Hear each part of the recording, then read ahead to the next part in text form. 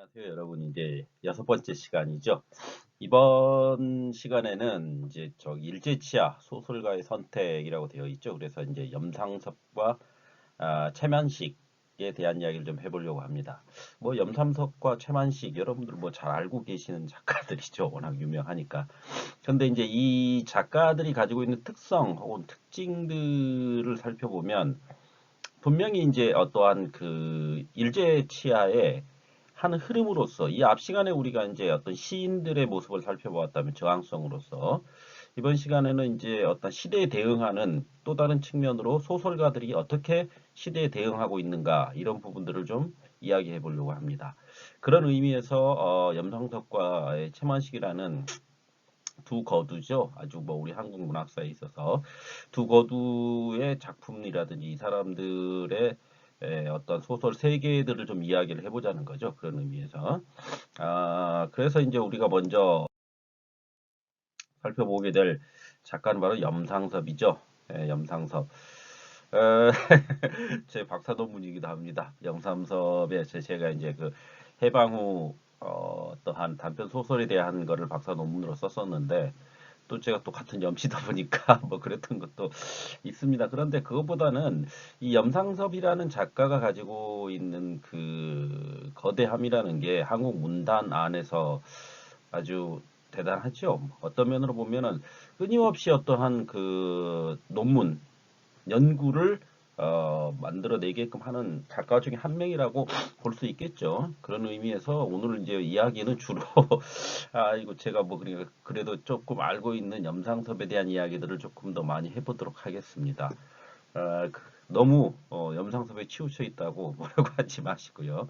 제가 뭐 아무래도 박사 논문이다 그거다 보니까 그쪽에 대한 이야기를 좀 더 여러분들에게 자세하게 이야기해 줄 수 있는 측면들이 있어서 그런 면에서 이해를 하고 넘어가셔 주셨으면 합니다. 그래서 살펴보게 될 게 바로 이제 이 내면의 발견이거든요. 그럼 내면의 발견이라는 게 뭐냐 그랬을 때 우리가 이제 이 앞번에 소설가들 이야기를 하면서 이인직이라든지 이광수, 김동인에 대한 이야기를 좀 해봤을 겁니다. 그러면 이인직, 이광수, 김동인으로 이어지는 어떠한 한국 문학 그 소설가의 계보 아래서 이들의 작가는 한국 문단사에 있어서 어떠한 소설의 틀을 만들어낸 작가들이라고 할 수가 있죠. 이인직 같은 경우에 이제 일본 유학을 통해 가지고 신소설을 창작해내지 않습니까? 일본 유학 그 후에 이제 신소설이라는 그러니까 일본의 어떤 정치 소설 형태를 차용한 신소설들을 선보이면서 어떤 근대 문학의 과도기적 형태를 드러낸다고 제가 말씀을 드렸을 겁니다. 그 다음에 이제 우리 한국 현대 문학사에 있어서 근대 소설의 어떠한 시초로 이야기되어지는 작가가 이제 이광수일 거고요. 그래서 이제 이광수는 이제 어떤 그 여러 문학적 시도를 하기도 하지만 이제 이를테면 그 계몽 소설류를 통해 가지고 어떤 국한문 혼용체의 것을 국문으로 서술하는 그런 것들을 기반을 마련하게 되고 더불어서 무정이라는 작품 그러니까 계몽 소설적 작품들을 통해 가지고 자신이 생각했던 정치적 색채들을 드러내는 그런 소설들을 창작하게 되었던 거죠. 다음으로 이제 우리가 얘기해 봤던 게 어떠한 그러한 그 계몽 소설로 대표되는 대중 소설의 반기를 들고 등장했던 게 바로 이제 어떤 순수문학, 순문학을 하겠다는 김동인의 작품들이었죠.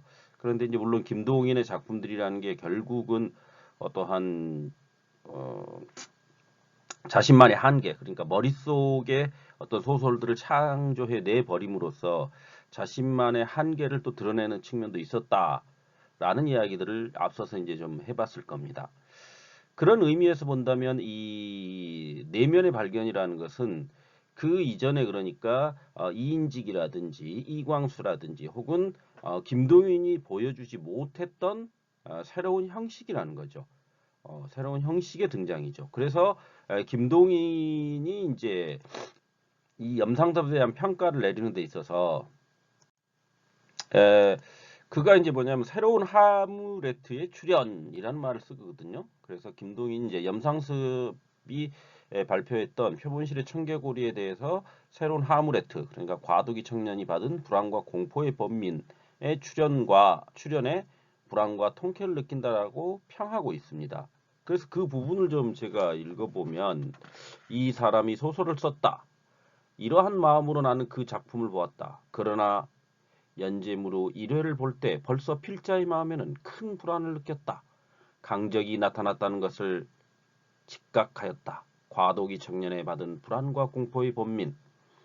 표본실의 청개구리에 나타난 것은 그것이었다. 필자는 상섭의 출현에 몹시 불안을 느끼면서도 이 새로운 하무레트의 출현에 통쾌감을 금할 수가 없었다. 이렇게 이야기 밝히고 있거든요. 그러면 이제 표본실의 청개구리라는 작품을 이제 여러분들이 이야기할 때 표본실의 청개구리는 분명 뭡니까? 새로운 문학적 형식의 출현이겠죠. 그 당대를 놓고 본다면. 그러면은 과도기 청년이 받은 불안과 공포의 범민이라는 것은 결국 궁극적으로 뭡니까? 내적 고민이죠. 내적 고민.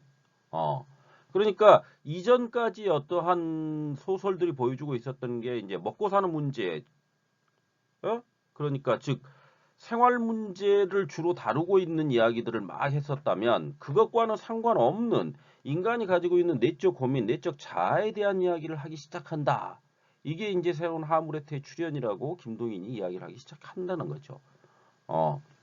그러니까 김동인이 물론 이제 여기서 하무레트라는 것이 뭐 어떤 과도기 청년이 받는 불안과 공포의 번민이라고 이야기를 하고 있는데 그도 역시 그 어떠한 그 정확한 그 인식 자체가 있었던 게 아니기 때문에 그가 구분해 놓은 여기서 이제 하무레트라는 게 결국은 러시아 어떠한 문학의 계보다 이렇게 이야기를 하고 있거든요. 그 내용 안에서. 근데 러시아 문학의 계보라는 것도 그 역시 이제 어떤 분명한 어떠한 그 기준점을 가지고 이야기를 하는 게 아니라 러시아 문학이라는 게 이제 이를테면 굵은 선과 침착과 다면의 문학이다. 뭐 이런 정도로만 이야기를 하고 있습니다. 그런데 이제 그게 뭐 명확하게 구분되어 있는 게 아니에요. 왜 그러냐면은 뭐 이를테면 이런 거죠. 영문학이라는 것은 점잖음과 다분의 유머와 열정에 대한 조소적 태도를 가진 것이다라고 이야기를 하고 있거든요. 불문학은 다정과 기지와 연애와 정사를 특징으로 한다. 이렇게 하고 있고요. 그 다음에 미국 문학에 대해서는 괴기와 스피드의 세력을 가진 것 같다라고 평하고 있거든요. 여러분 들어보시면 아시겠지만 어떠한 그 논리적 근거에 의한 그 평이라기보다는 감상 비평이죠. 일종의 인상 비평 이런 정도의 비평을 하고 있다라고 보시면 되겠죠. 그러니까 그게 이제 어떠한 한국 근대문학 초기의 비평의 한 모습이라고 볼 수 있습니다. 그러니까 인상 비평. 그러니까 본격적으로 어떠한 그 한국 근대문학에 있어서의 비평의 시작은 아무래도 이제 카푸들이 이제 카푸 이제 앞 시간에 이야기를 했었죠. 카푸 조선 프롤레타리아 예술가 동맹의 사람들이 나오기 시작하면서 이 사람들이 어떤 과학적 비평이라는 것을 처음 시도하게 되는 거죠. 그 전까지는 주로 이제 그 문학가들이 의한 인상 비평이었습니다. 아, 이러이러한 인상을 가지고 있고 이러이러한 느낌을 준다는 정도. 그러니까 과학적 근거나 논리에 의한 비평은 아니었다라는 거죠. 그런 측면에서 이 김동인이 보여주고 있는 염상섭에 대한 평가 역시 그러한 측면이 크다는 거죠. 인상 비평의 측면. 다만 이제 여기서 우리가 주목해야 될 것은 바로 이제 김동인이 염상섭의 어떤 소설을 새로운 시도라고 보고 있다라는 겁니다. 새로운 시도라고. 그럼 새로운 시도라고 보고 있다라는 것은 뭐냐면 바로 기존에는 없던 인간의 내면, 어, 내적 고백, 그 다음에 내적 형식 이런 것들을 도입한 소설을 쓰기 시작했다라는 거죠. 어.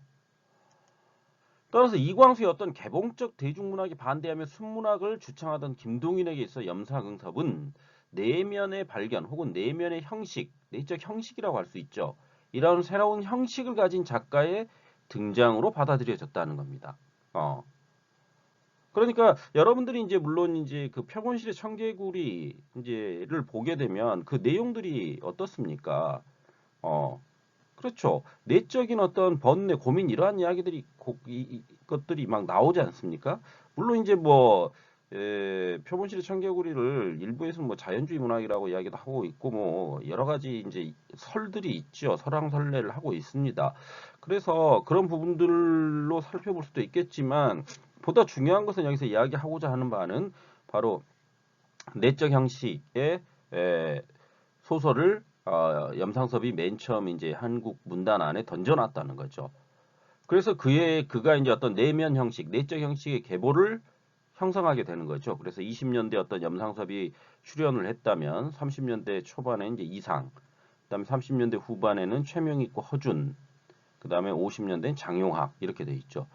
그래서 뭐 여러분들이 잘 알고 있듯이 이상의 어떤 날개라는 작품이라든지 최명익의 비오는 길 이런 것들이 대표적 장용학의 뭐 요한 시집 이런 것들을 보면 거기에 어떻습니까? 그렇죠.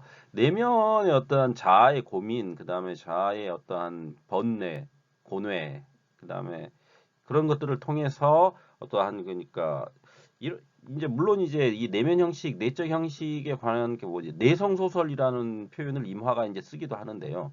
그래서 이제 그 임화가 얘기했던 내성 소설의 대표적 작가로서 이제 이상과 더불어서 박태원을 또 이야기도 하고 있거든요. 그럼 박태원 소설 보면 뭐 소설가 구보씨의 일일 같은 그런 것들을 이제 그런 형식의 소설이다. 그러니까 내적 형식을 다뤘다는 거죠. 내적 그 고민, 고뇌 이런 것들을 다루고 있었다라는 것들이죠. 그런 의미에서 염상섭에 대한 그 김동일 평가를 통해서 새로운 형식의 출현, 새로운 소설가의 등장 이런 정도로 염상섭을 이해하고 가시면 될 것 같습니다. 다음으로 이제 우리가 이제 살펴봐야 될 것들이 바로 이제 그 아미아 등 초기 3부작의 내적 형식을 통해서 이러한 내적 형식이라는 게 뭔지에 대한 이야기를 좀 해보려고 합니다. 그러니까 염상섭이 추구했던 내적 형식이라는 게 무엇인가 이런 거죠. 그 아미아는 이제 1919년 12월 26일에 창작되었다라고 이야기를 하고 있거든요. 그때 당시 이제 염상섭의 행적이라는 것은 결국 일본 유학 중에 1919년 3월 6일 오사카 천황사 공원에서 자작 독립선언서를 낭독하려다가 일경에게 체포됩니다. 그래서 7월까지 미결수로 옥중 생활을 하고 12월에 요코하마 인쇄소에 노동자로 취직하게 되거든요. 그러면 이런 일련의 어떠한 그 염상섭이 보여주고 있는 행태를 본다면 아미아와 같은 내적 형식의 소설을 창작할 그런 상황은 아니었죠. 음. 왜 그렇습니까? 여기 보시다시피 어떤 어, 반일적인 모습들을 보여주지 않습니까? 근데 반일적 모습을 보여주는 것이 이를테면 우리가 이제 일반적으로 알고 있는 건 소설가로서 분명히 뭡니까? 반일적 행위를 자기가 보여주었다면 그것을 뭘로 소설로 창작해내야 되는 것이 소설가들이 가지고 있는 특성이라고 우리가 흔히 얘기를 하죠. 그런데 그거와는 다르게 염상섭은 전혀 다른 행적 소설을 창작해내고 있거든요. 아미아 3부작이죠. 아미아 제야 그 다음에 뭡니까 표본실의 청개구리로 대표되는 초기 3부작이라고 할 수가 있습니다. 그랬을 때 이제 이렇게 어떤 행동적으로는 반일적인 행동을 보여주면서 이 아미아의 내용이라는 것은 약혼자를 가진 한 예술가의 하루 동안의 행적과 독백으로 이루어진 3인칭 시점의 어떤 단편이거든요. 그러면은 한 예술가의 하루 동안의 행적과 독백이거든요. 독백체거든요. 물론 이제 조금 있다가 이 독백체, 고백체에 대한 이야기를 하겠지만 이 결국 이 작가가 보여주고 있는 내용이라는 게 그의 행적과는 동떨어진 어, 행위를 보여주고 있다는 거죠. 그렇게 창작 시기 작가의 행적과 작품 내용이 괴리가 일어나고 있다는 겁니다. 어, 그러면 왜 이와 같은 괴리가 일어나고 있는가를 갖다 우리가 또 추적해 볼 수가 있겠죠. 그것은 바로 아미아를 창작할 당시 그가 일본 유학 중이었다는 거죠. 그럼 일본 유학 중에 그는 뭐 했느냐? 바로 제도적 장치로서 아리시마 다케오의 출생의 고뇌의 영향관계에 놓여 있었다는 겁니다. 그럼 아리시마 다케오가 뭐냐? 나중에 이제 얘기가 나오죠. 백화파거든요. 백화파. 그래서 일본 다이쇼 기간의 어떤 근대 문학이라는 제도적 장치에 따른 창작의 틀을 고수하고 있다는 겁니다. 그러니까 제도적 장치로서 영향관계를 형성했다. 그거는 그러니까 소설을 창작하는 데 있어서 결국 뭐냐면 아리시마 다케오의 영향관계 안에서 그 틀에 근거해 가지고 아메라는 작품을 만들어냈다는 겁니다. 음. 그렇기 때문에 이 시기 보면 아냐, 그 다음에 제야, 표본실의 청개구리 이 3부작이라는 것이 결국 이광수가 언문일치로 소설을 창작하고 있던 시기거든요. 이 시기가. 그러니까 소설을 창작하고 그것이 어떠한 문학적 서술 형태로 굳어져 가고 있던 시기거든요. 그런데 이 3부작에 발표된 것들을 보면 구간문 혼용체로 작품을 발표하고 있거든요. 그러면 왜 이 시기에 그러니까 이광수, 김동인으로 대표되는 한국 근대문학 초기의 어떠한 그 유명한 작가들의 전철을 밟지 않고 새롭게 자기가 새롭다기보다는 기존의 어떤 언문일치 죄송합니다. 언문일치가 아닌 기존의 어떤 구간문 혼용체로 다시 되돌아가고 있는가? 이걸 갖다가 생각해 봤을 때 결국 그가 어떤 서양 문학과 서양화된 일본 메이지 기간 소설의 영향관계 하에서 소설이 창작됐다라는 겁니다. 그러니까 결국 그가 일본 유학 과정에서 접하게 되었던 위에서 말했던 아리시마 다케오라는 그 작가의 작품들에 큰 감명을 받았고 그것들을 통해 가지고 결국 자신의 소설 창작의 한 전형으로서 아리시마 다케오의 작품을 잡게 됐다라는 거죠. 그래서 그걸 통해 가지고 결국 뭡니까? 자신이 가지고 있는 어떠한 소설 형식으로서 소설을 어떻게 창작해야 되느냐 했을 때, 결국 나는 내적 형식, 그 다음에 내적 고백, 내적 독백의 형식으로 소설을 쓰겠다. 그래서 기존의 어떠한 그 이광수가 만들어놨던 언문일치를 위배하는 구간문 혼용체로 다시 돌아가겠다라고 해서 작품이 발표됐다는 겁니다. 그런 측면으로 어떤 작가의 그러니까 작가가 어떤 작품을 창작하는 데 있어서 어떤 시대상 그다음에 시대상과는 동떨어져 있었던 자신의 어떤 행적, 행위 이런 것들을 통해 그가 왜 이와 같은 것들을 창작해냈고 그가 어떠한 영향관계에서 이런 일들을 벌어지게 되었는가를 유추해 볼 수 있다라는 겁니다.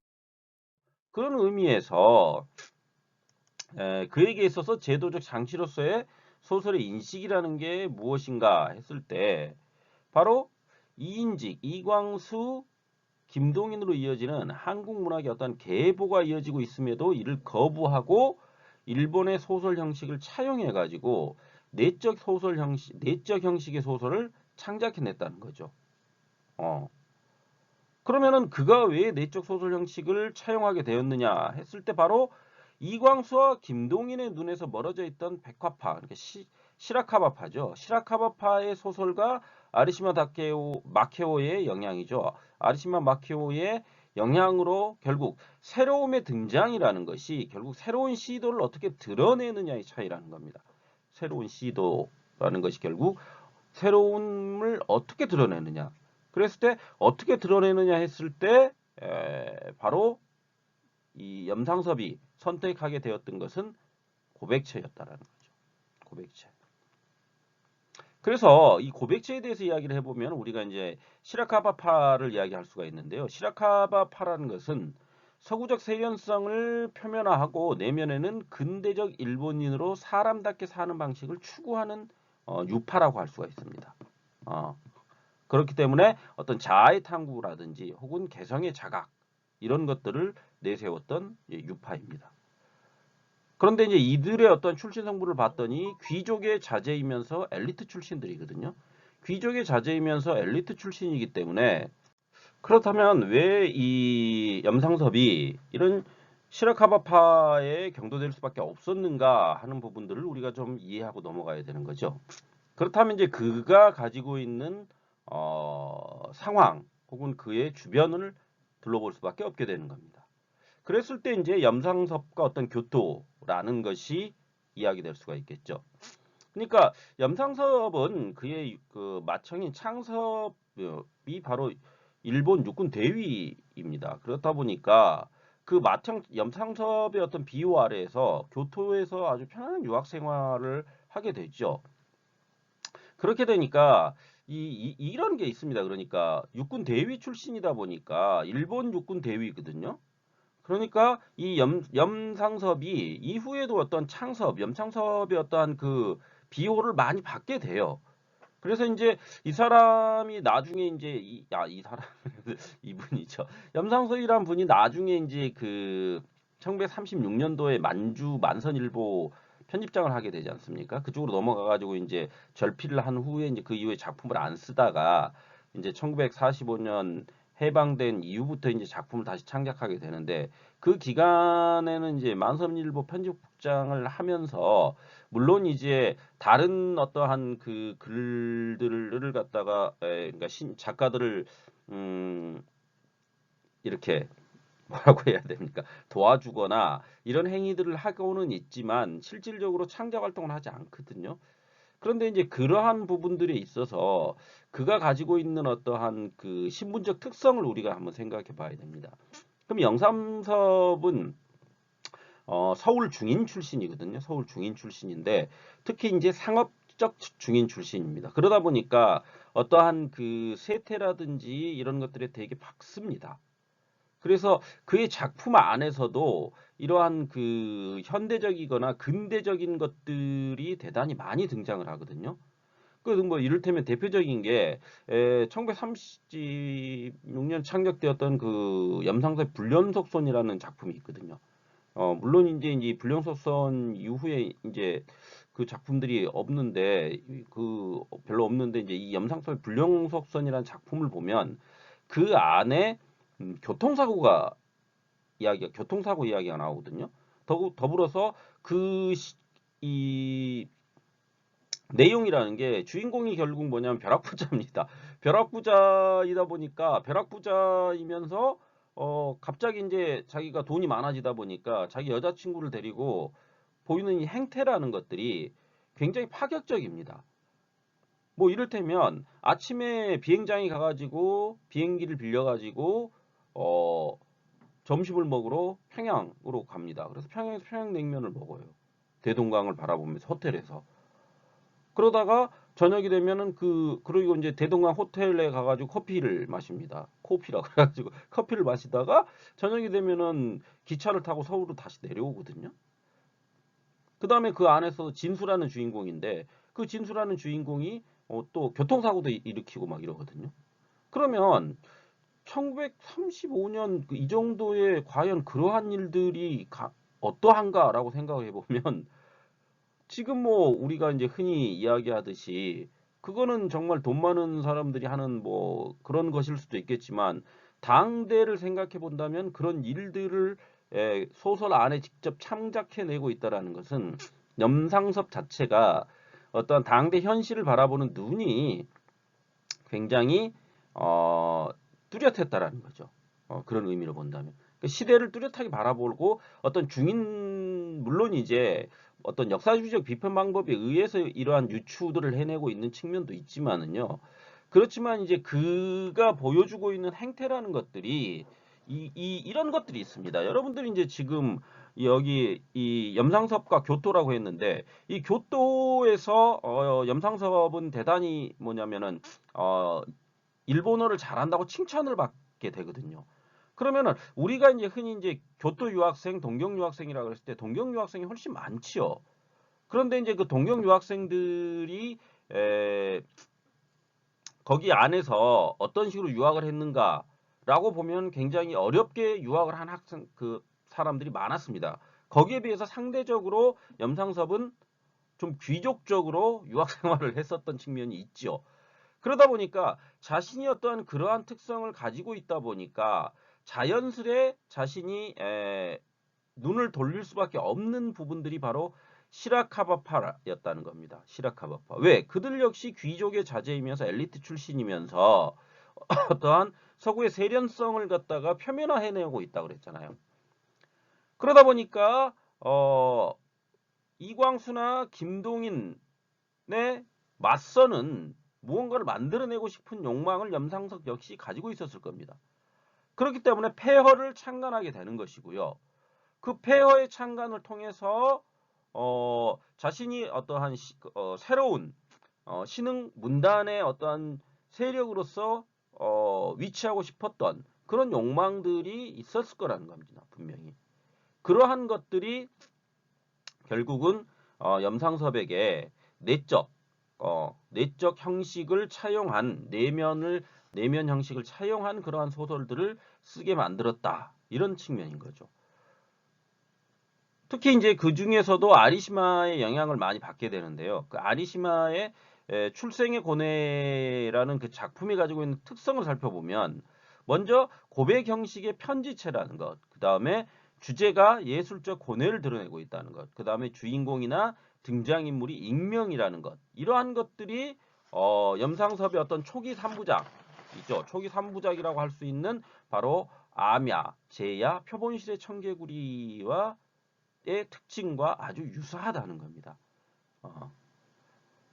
그렇다면 우리가 이제 여기서 생각해 봐야 될 부분이 우리가 뭐 염상섭을 연구하기 위해서 이 수업을 진행하는 건 아니지 않습니까?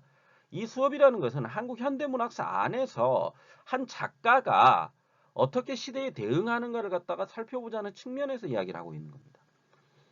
그렇다면 그가 보여주고 있는 특성이라는 것이 결국 왜 그가 내면적 소설을 쓸 수밖에 없게만 되었고 결국은 그러한 것들을 선택할 수밖에 없었느냐를 놓고 보면 어떤 면으로 본다면 그가 가지고 있는 주변 환경들이 그를 그렇게 이끌었고 그 역시 어떠한 물론 이제 이런 거죠. 소설가라는 게 소설을 창작하는 데 있어서 자신이 가지고 있는 세계관을 갖다가 작품에 투영시키는 거죠. 그런데 그 세계관이라는 게 그러면 무엇이냐 했을 때 그 세계관은 분명 뭡니까? 그 작가의 세계관을 드러내는 것이지만 그 세계관이라는 것이 완벽하게 만들어지기 전까지는 그 작가는 뭡니까? 아직 미완의 세계관을 가질 수도 있는 겁니다. 그런 의미에서 그의 어떠한 초기 3부작이 보여주고 있는 미완의 모습이라는 것은 분명해 보인다라는 거죠. 하지만 그가 이러한 내적 형식의 새로운 시도로서 소설의 출발점을 삼고 있다는 것은 분명 의미 있는 것이라는 겁니다. 그런 면으로 우리가 이 이야기들을 해봤던 겁니다. 아주 상세하게 좀 이야기를 해봤는데 그런 의미로 좀 받아들여 주셨으면 좋겠습니다. 그러니까 여러분들이 어떠한 그 이제 한 작가 혹은 한 작품을 가지고 그거에 대해서 논문을 쓰셔야 되잖아요. 소논문을 쓰셔야 될 때 그러한 부분들을 갖다가 좀 살펴보는 것도 하나의 방법이다. 이런 것들을 얘기해 드리고 싶었던 겁니다. 그래서 우리가 이제 이 작품 이후에 대표작이라고 할 수 있는 만세전과 3대를 좀 이제 살펴보고 자 합니다. 왜 그러냐면 너무 이제 앞에 아주 상세하게 이런 얘기를 제가 말씀드렸던 이유는 뭐라고 했습니까? 그렇죠. 한 작가가 어떠한 자신의 작품 세계 혹은 초기에 어떠한 소설을 선택하는 데 있어서 어떠한 영향관계가 형성되는지를 살펴보기 위한 한 작업으로서 이런 이야기들을 구체화해서 했다는 겁니다. 그런데 그 이후에 이제 우리가 여기서 이제 솔직히 말해서 우리가 표본실의 청개구리나 아미아, 제야 같은 것은 소설적 완성도에 있어서 그 이후에 염상소에 보여주고 있는 소설 여기 바로 말하고 있는 만세전과 3대에 비해서 훨씬 더 완성도가 떨어지는 작품들이죠. 그럼에도 불구하고 그가 왜 그렇게 이러한 선택들을 할 수밖에 없었는가를 갖다가 한번 유추해보고 추적해봄으로써 우리가 그러니까 연구의 한 방법으로서 뭐 어떤 것들을 선택해야 되는지 그 방법론을 좀 제시하고자 하는 그런 의도였다라는 걸 좀 이해해 주시기 바랍니다. 그래서 이제 우리가 구체적으로 이제 그 내용들요. 뭐 만세전이나 3대는 워낙 유명한 작품이니까 여러분들이 잘 알고 있을 겁니다. 그래서 간단하게 이 작품들이 어떠한 특성을 보이고 있는지 정도로만 이야기를 하고 넘어가도록 하겠습니다.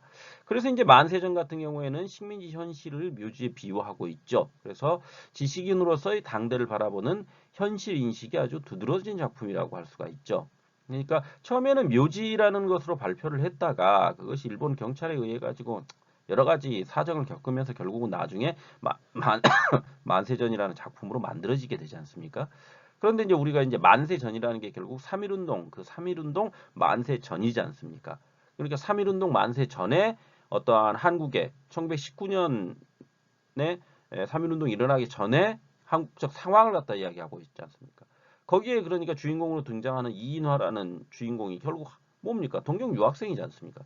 동경 유학생인 이인화가 자기 아내가 위독하다는 소식을 듣고 급하게 이제 한국으로 돌아오면서 겪게 되는 그 과정의 이야기들이거든요. 그게 만세전이지 않습니까?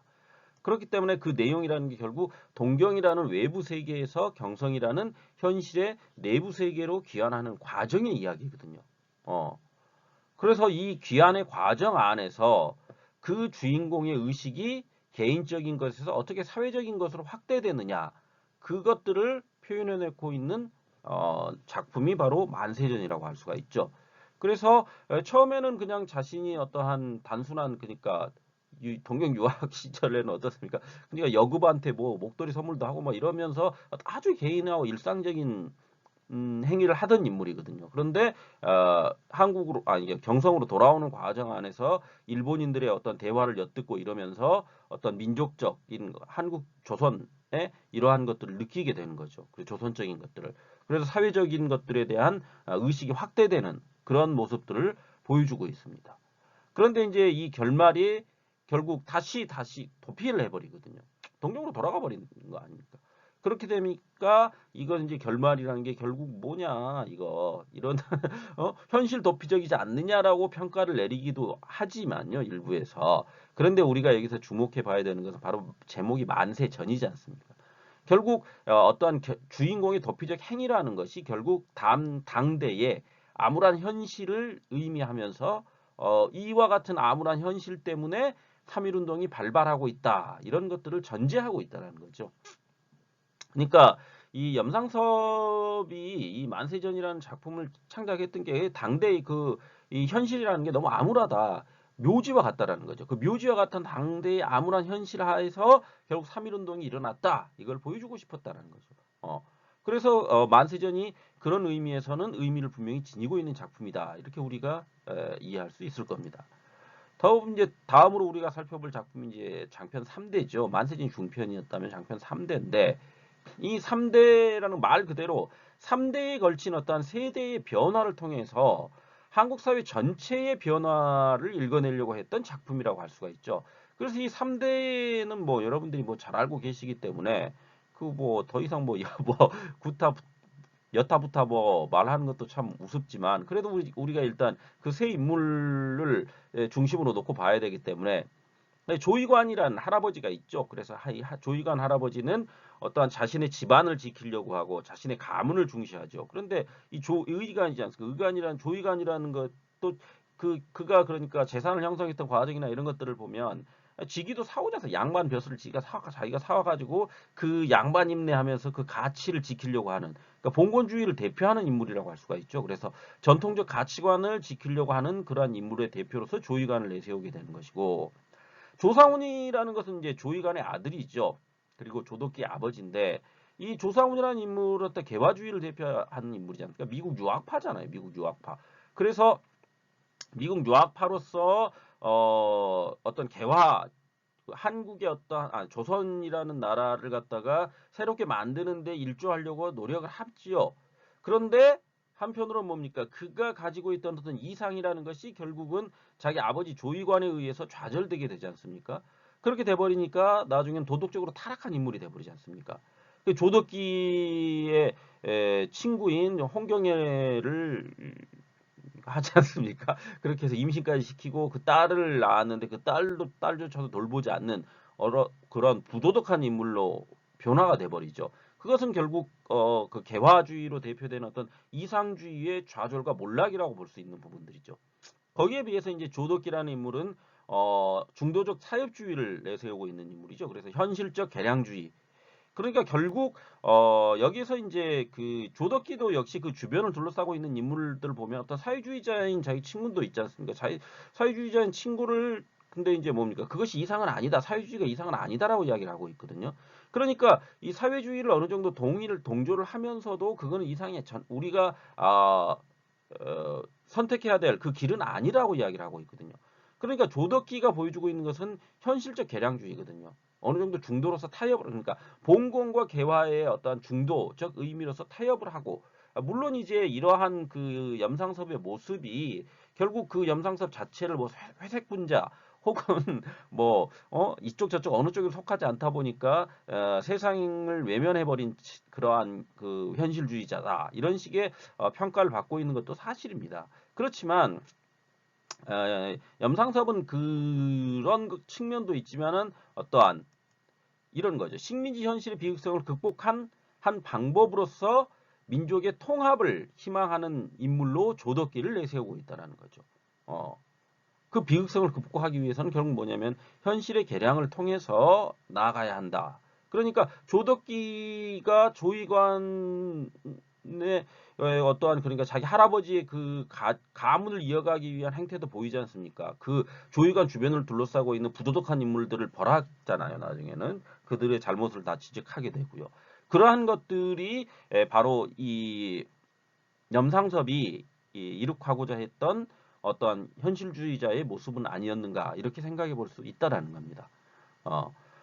그런 의미에서 이 염상섭이 초기에 보여줬던 그 3부작과는 전혀 다른 형태의 모습으로서 만세전과 3대를 창작해내고 있죠. 그래서 소설적 완성도가 그런 의미에서 훨씬 뛰어나게 됐다라는 거죠. 물론 이제 3대 이후에 어떠한 그 통속 소설들을 막 창작해내고 이러한 것들이 비판받기도 합니다. 그렇지만 그가 가지고 있는 어떠한 시대를 바라보는 모습은 분명 냉철하고 어떤 현실을 가지고 있는 겁니다. 그런 면에서 염상섭 소설의 의미를 우리가 한번 짚어볼 필요가 있겠죠. 그래서 당대를 바라보는 새로운 관점이 출현했다는 겁니다. 그건 뭐냐? 바로 이광수와 김동인으로 대표되는 근대 초기 어떤 작가들의 세계관이라는 게, 이광수로 대표되는 계몽주의의 대중소설, 그를 반대하고 치고 나왔던 게 바로 소위 그 김동인 이야기하고 있는 순문학의 김동인, 그것을 반대하면서 또 치고 나왔던 게 바로 내성 소설, 내적 소설 형식을 도입해서 내성 소설 계보의 선구자로서의 어떤 소설 형식을 선보이는 효과를 보여주고 있는 게 바로 염상섭 소설의 의미라는 겁니다. 두 번째로 이제 가치 중립적 태도를 보여주고 있죠. 그래서 만세전과 3대에 이르게 되면 초기 3부작 이후의 대표적 소설들을 통해 가지고 어떤 민족주의와 사회주의의 중립적 노선을 견지하고 이를 작품에 반영하고 있다는 겁니다. 그러니까 이제 제가 계속 이 염상섭은 현실주의적 그 시각이 굉장히 또렷한 인물이라고 했지 않습니까? 그러다 보니까 그 소설적인 변모 역시 보여주고 있다라는 거죠. 그런 의미에서. 그래서 당대를 바라보는 노선을 어떤 식으로 선택했느냐 했을 때 민족주의라든지 사회주의, 이 둘의 어디에도 치우치지 않는 중립적 노선으로서 세상을 바라보겠다, 견지하겠다 해가지고 독자 노선을 어떤 면으로 본다면 선택했던 인물이라고 볼 수 있는 겁니다. 그런 의미에서 가치 중립적 태도를 보여주고 있다라는 거죠. 그런 것들을 드러내는 대표적 작품들이 이제 만세전이라든지 3대와 같은 작품들이 여기에 해당된다고 할 수가 있습니다. 다음으로 이제 우리가 이야기해 볼 수 있는 게 바로 이제 그 생활인으로의 회귀입니다. 생활인으로의 회귀. 그렇다면 생활인으로의 회귀라는 것은 바로 해방 후 작품들이거든요. 해방 이후의 작품들이기 때문에 이 생활인으로 회귀한다는 것은 이데올로기를 벗어났다는 겁니다. 그래서 왜 그러냐면은 그 이데올로기라는 것이 결국은 뭡니까? 어떻습니까? 의미가 없었지 않습니까? 여기 보기에 민족주의, 사회주의 중간이었지 않습니까? 그러니까 그 모습을 그대로 견지해 나가는 겁니다. 이 사람은. 그렇기 때문에 그것의 답을 생활에서 찾기 시작한다는 거죠. 그래서 생활을 통해서 삶의 건강함을 보이고 있는 인물들을 통해서 그러한 생활의 소설들을 써내는 작품, 활동을 해방 이후에 하게 된다는 거죠. 물론 이제 그 어떤 해방 이후에 그의 작품들이라는 것이 뭐 두파산이라든지 일대유업 이런 작품들이 이제 대표적으로 꼽히는데, 그러한 그 작품들이 보여주고 있는 소설적 완성도가 어떻게 보면 만세전이나 3대에 비해서는 훨씬 떨어진다는 그런 평가를 받고 있는 것도 사실입니다. 실질적으로. 그렇지만 그러함에도 불구하고 그 작품들이 가지고 있는 분명한 소설사 안에서의 의미라는 것은 있기 때문에 이를 여러분들이 하나의 소설적 테마로서 아니 연구 테마로 잡아가지고 연구를 해보는 것도 한 방법이라고 생각을 합니다. 그래서 뭐 제 이제 논문 박사 논문이라 하지만 뭐 제 논문 한번 읽어보시는 것도 도움이 좀 되시리라고 봅니다. 생활인으로 어떻게 변모했는지 그의 소설들이 그래서 그걸 통해 가지고 염상섭이 또 어떠한 새로운 시도들을 해내고 있는지 이러한 것들을 한번 이해해 볼 수 있을 겁니다. 이렇게 해서 이제 대략적으로 좀 긴 시간 동안 염상섭에 대한 이야기를 좀 해봤습니다. 염상섭에 대해서 이제 아무래도 이제 제가 그 전공자 그쪽 부분으로 전공을 했다 보니까 이야기가 좀 길어졌을 수도 있는데요. 이 시간에 여러분들에게 좀 강조하고 싶었던 것은 뭐였냐면 내적 소설에 대한 이야기를 제가 좀 강조해서 많이 했지 않습니까? 그 이후에 만세전 3대 생활인으로의 회귀에 대한 이야기는 거의 안 했거든요. 이것은 무슨 얘기냐면요. 여러분들이 그러니까 소설가들이 일제치하 안에서 어떠한 선택들을 했는가 제목이 그러니까 6강의 커다란 테마가 뭡니까? 일제치하 소설가의 선택이거든요. 그럼 소설가들이 어떠한 선택을 했는가를 갖다 살펴보는 데 있어서 염상섭이 취했던 방식을 살펴보자는 거였죠. 그런 의미에서 그가 새로운 시도로서 어떠한 내적 소설들을 창작해내는 과정을 통해서 그 소설들이 어떻게 등장하게 되었는지에 대한 이야기를 제가 해봤지 않습니까? 그래서 그렇듯이 이 작가라는 것은 시대라든지 혹은 자신이 가지고 있는 주변 환경의 영향을 받을 수밖에 없는 것이고 그것이 이제 어떤 면으로 본다면 젊은이의 치기일 수도 있는 거죠. 어떤 면에서는. 그러니까 염상섭이 초기에 내적 소설을 선택했던 것은 그가 일본 유학파 중에서도 교토 유학파 출신으로서 자신이 어떠한 그 다른 그러니까 이광수나 어떤 김동인이라는 그 당시 자신이 나올 당시에 어떠한 소설가의 거두들을 물리치고 자신만의 어떤 독특한 무언가를 만들어내야 되겠다라는 면에서 선택하게 되었던 게 바로 내적 소설이었다라는 그런 측면들을 우리가 이해하고 가자는 면에서 제가 말씀을 드렸던 겁니다. 그렇기 때문에 어떤 소설사에 있어서 한국 현대 문학사에 있어서 염상섭이라는 사람이 가지고 있는 문학사적 위치가 분명하고 또한 그가 어떤 식으로 변모를 거쳐 왔는가에 대한 이야기도 해보았기 때문에 여러분들이 문학사 안에서 한 작가의 작품을 연구한다거나 혹은 그 작품이 가지고 있는 의미를 연구한다 혹은 그 작가가 어떻게 작품을 창작해내고 있고 그 작품이라는 것이 당대에 비춰봤을 때 어떤 의미를 가지게 되는가 이런 것들을 연구해야 되지 않습니까? 연구자라는 것은 이거죠. 우리가 염상섭이라는 인물에 대해서 바라본다 그랬을 때 그를 바라보는 여러 시각들이 있을 겁니다. 그리고 그 시각들이 논문으로 다 만들어졌지 않습니까? 연구자들에 의해서. 그렇다면 염상섭이라는 인물이 그렇다 그래가지고 모두 완벽하게 연구되었는가? 그것은 또 아니거든요. 왜요? 바로 여러분들의 또 다른 시각으로 또 다르게 그 작품 혹은 그 작가를 연구할 수 있는 겁니다. 이게 바로 연구자의 자세죠. 연구자의 자세. 그런 의미에서 여러분들에게 오늘 연구자의 자세가 무엇이고 그 연구들을 어떻게 행해야 하는지에 대한 이야기를 좀 해보고 싶었던 겁니다. 그러니까 여기 제가 첫 시간에 아마 여기 부분들의 부제 안에 좀 담아냈던 것들이 이 시간을 거치고 나서는 이 작가들의 어떠한 논문들을 좀 찾아보자 라는 이야기를 좀 부제로 붙여놨지 않습니까? 그것은 이제 여러분들이 이제 그 한 학생이 질문을 해와서 이제 말씀을 드릴 수 있는 건데 여기 이제 과제 제출이 있지 않습니까? 과제 제출을 제가 이제 시기를 좀 불분명하게 좀 말씀을 드려가지고 그랬던 것 같은데 뭐 그 시기는 추후에 제가 좀 더 명확해지면 말씀을 드리려고 했던 거였고요. 지금 현재 이 상황 자체가 여러분들과 언제 만날지도 모르고 하기 때문에 실질적으로 저는 이제 그 처음에 여러분들에게 얘기했던 그런 측면들은 뭐였냐면 대면 수업이 진행된다는 전제 하에 말씀을 드렸던 건데 대면 수업이 진행되지 못하고 이렇게 앞으로도 언제 또 개강이 될지도 명확하지 않은 상황 하에서 여러분들에게 그 소논문 발표라든지 이런 것들을 말씀드리는 게 조금 섣부르다 이런 생각들이 들었던 것도 있고요.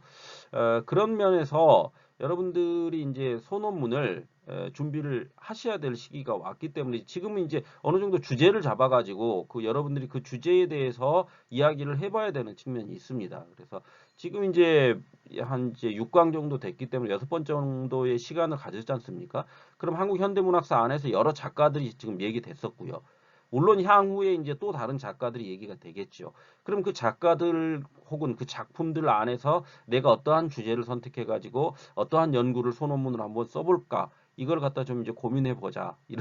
이런 시간을 마련해 보자. 이런 의도로 제가 말씀을 드렸던 겁니다. 그런 의미에서 이제는 여러분들이 그 어떤 소논문의 주제를 어느 정도 확정해야 되는 시기가 왔다. 이런 말씀을 드리고 그 다음에 소논문은 추후에 이제 진행되는 상황을 봐서 거의 아마 저기 학기 말 정도에 제출하는 형태가 될 것 같습니다. 그래서 그걸 정확히 이제 나중에 공지를 해드리도록 하겠습니다. 아시겠죠? 좀 길게 이야기가 됐는데요. 이번 시간에 그러니까 연구하는 자세, 연구자의 자세에 대한 이야기를 좀 해봤습니다. 그래서 여러분들도 저와 같은 연구자들이기 때문에 그 연구자로서 자부심을 가지시고 어떻게 작가와 작품을 바라봐야 되는지 그것을 한번 좀 더 고민해보는 시간이 되었으면 합니다. 자, 그러면 잠시 쉬었다가 두 번째 시간 마련하도록 하겠습니다.